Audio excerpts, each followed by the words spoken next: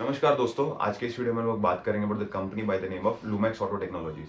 सो auto ancillary space में अगर आपने देखा होगा, this is the second company which I am talking about after SJS Enterprises, which is from the auto ancillary space. इससे पहले हमने एसजेएस एंटरप्राइजेस में देखा था कि किस तरह वो कंपनी डिजाइन रिलेटेड अलग अलग प्रोडक्ट्स बना के they are trying to increase the pool of products that they have for their customers.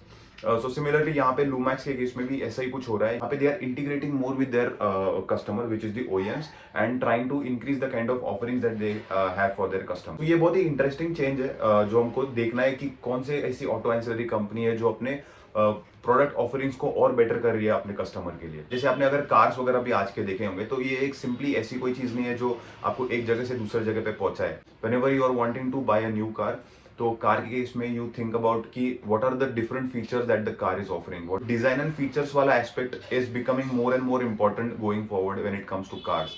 सो ये ट्रेंड हमको देखना है कि कौन सी ऐसी ऑटो एंसिलरी कंपनीज है जो ऐसे प्रोडक्ट्स ऑटो ओईएम्स को सप्लाई कर पा रही है। So Lumax Auto Technologies happens to be one of them. So ये कंपनी इंटरेस्टिंग। सो बेसिकली मैं ब्रीफ बैकग्राउंड दे देता हूँ about the company. This company belongs to promoter group of mister DK Jain. ये कंपनी बैक इन 1970s में company start हुई थी। उस टाइम पे तो बेसिकली कंपनी बस ये थी कि बाहर के जो कोई प्रोडक्ट्स है उसको रिवर्स इंजीनियरिंग करके ऐसे similar basically copy paste.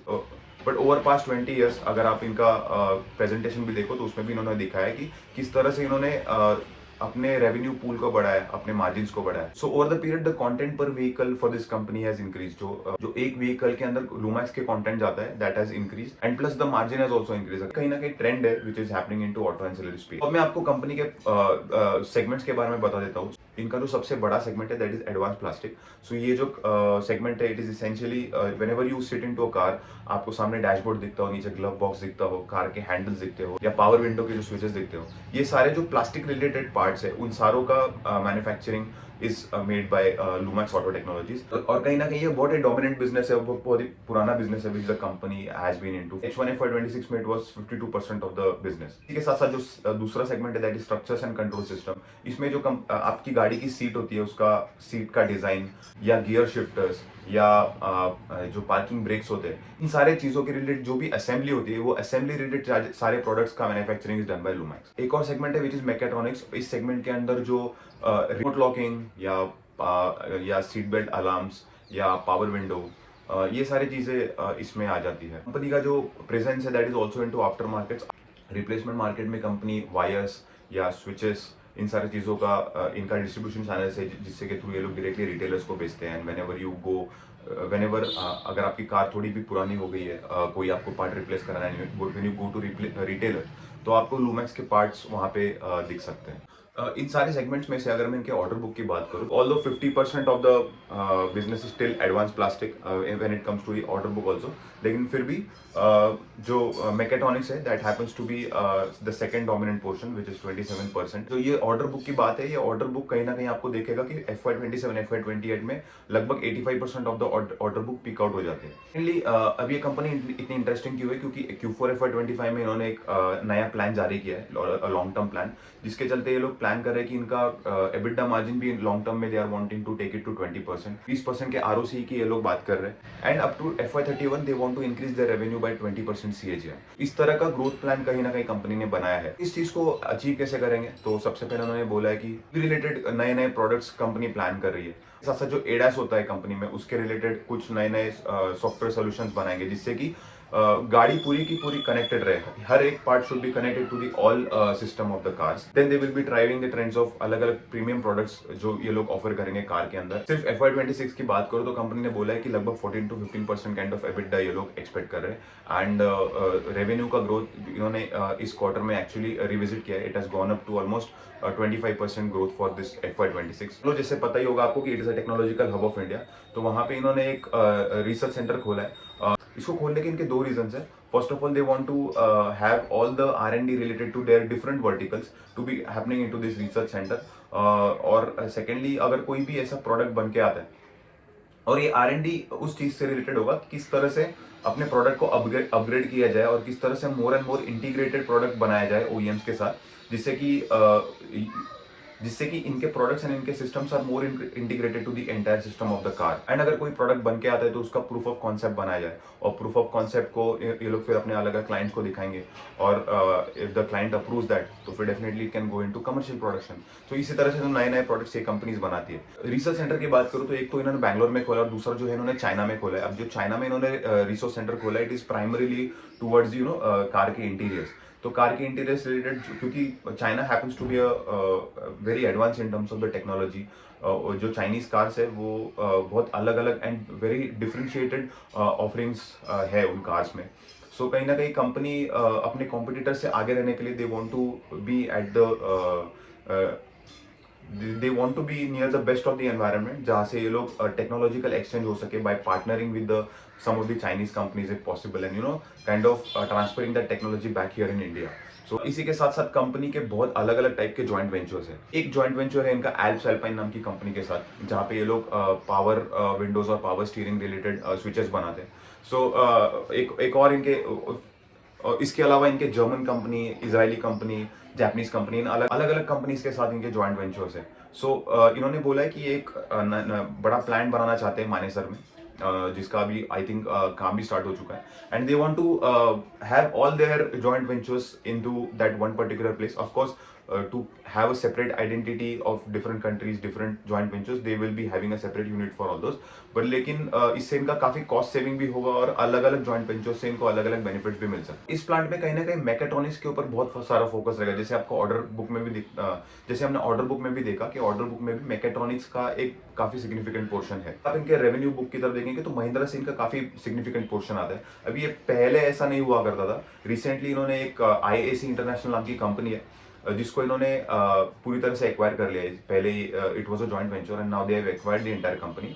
Now this company is a part of their standalone company. So ये कंपनी इंटीग्रेटेड कॉकपिट्स और डोर पैनल्स बनाती थी for Mahindra models like BE6 और XCV9। इस कंपनी को इन्होंने पूरी तरह से, और इनका आई थिंक कुछ 50-60% रेवेन्यू महिंद्रा से ही आता था।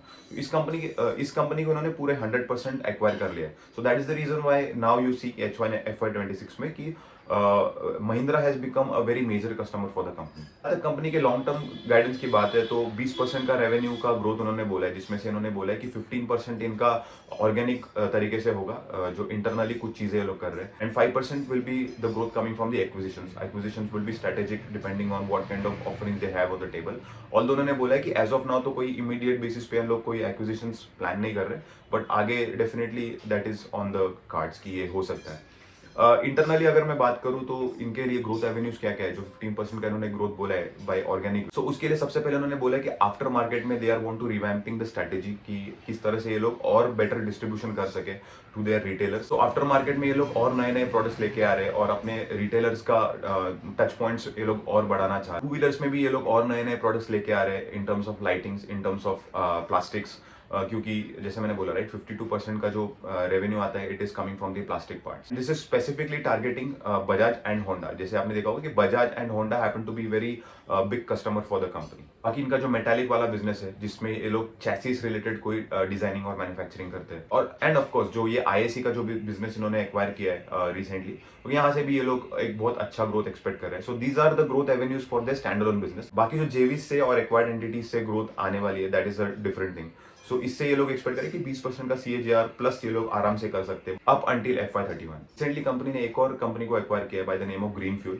उससे भी ये लोग एक्सपेक्ट करें कि दे आर एक्सपेक्टिंग कि ये भी एक बहुत अच्छी तरह से कंपनी ग्रो करेगी। ये ग्रीन फ्यूल जो it was essentially catering to Tata के CVs। CV का जो भी ओवरऑल इनको रेवेन्यू शेयर आया है, वो कहीं ना कहीं ये ग्रीन फ्यूल के एक्विजिशन के बाद से आया है। सो ओवरऑल अगर मैं कंपनी की बात करूँ तो पिछले कुछ सालों में इन्होंने अपने ऑफरिंग्स को डेफिनेटली बढ़ाया। OEMs की dependency on them has definitely increased quite substantially, और इंक्रीमेंटली भी ये लोग ऐसे कुछ प्रोडक्ट्स बना रहे हैं जिससे कि इनका इंटीग्रेशन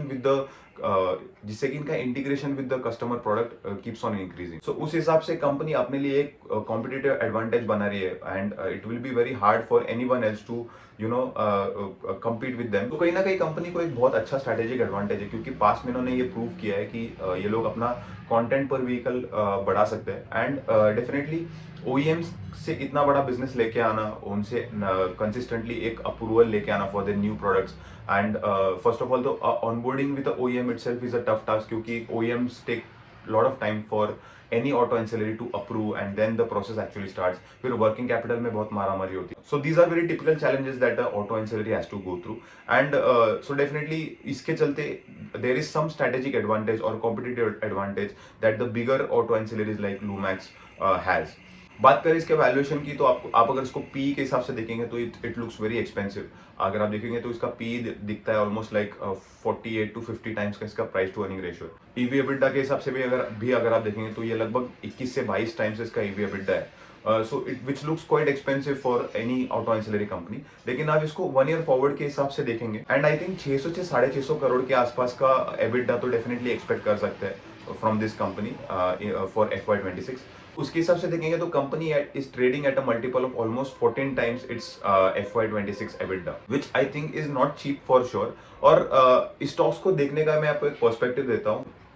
Q4 FY25 में मैनेजमेंट ने अपना जो प्लान बताया था अबाउट नेक्स्ट 5-6 ईयर्स, तो उसके चलते और उसके बाद डेफिनेटली जो इन्होंने Q1 में इसको एग्जीक्यूट किया, उसके चलते मार्केट का इस स्टॉक के प्रति कॉन्फिडेंस काफ़ी बढ़ चुका है. तो जो री रेटिंग वाला एलिमेंट था ना, वो यहाँ पे बहुत ज़्यादा अभी बचा नहीं है, क्योंकि अगर आप देखोगे तो stock has almost gone from 500 rupees to 1500 rupees. And अगर मैं मल्टीपल की बात करूँ तो multiple was almost I think 9 to 10x का EV EBITDA मल्टीपल था. वो मल्टीपल अभी ऑलमोस्ट 20 to 21 टाइम्स हो चुका है. सो कहीं ना कहीं मल्टीपल री रेटिंग वाला फैक्टर इस कंपनी में ऑलरेडी हो चुका है. आने वाली जो ग्रोथ है that is mostly going to come from the execution of the plan that the company has already given. And बाकी इससे आगे का और री रेटिंग का एक्सपेक्टेशन रखना I don't think is fair. होने को तो कुछ भी हो सकता है. कल को बुल मार्केट आ जाएगा तो you never know how the stock market will reward this kind of growth and this kind of a company. That is a exceptional scenario, but उसके बेसिस पे एक्सपेक्टेशंस नहीं बिल्ड कर सकते. बट डेफिनेटली फेयरली ये तो expect किया ही जा सकता है कि जितना कंपनी एग्जीक्यूट करेगी, जितना अर्निंग ग्रोथ तो डेफिनेटली आएगा, और अर्निंग ग्रोथ के हिसाब से डेफिनेटली एक स्टॉक में हमको मूवमेंट देखने को मिल सकता है. बाकी ओवरऑल तो कंपनी फंडामेंटली बहुत ही स्ट्रांग है.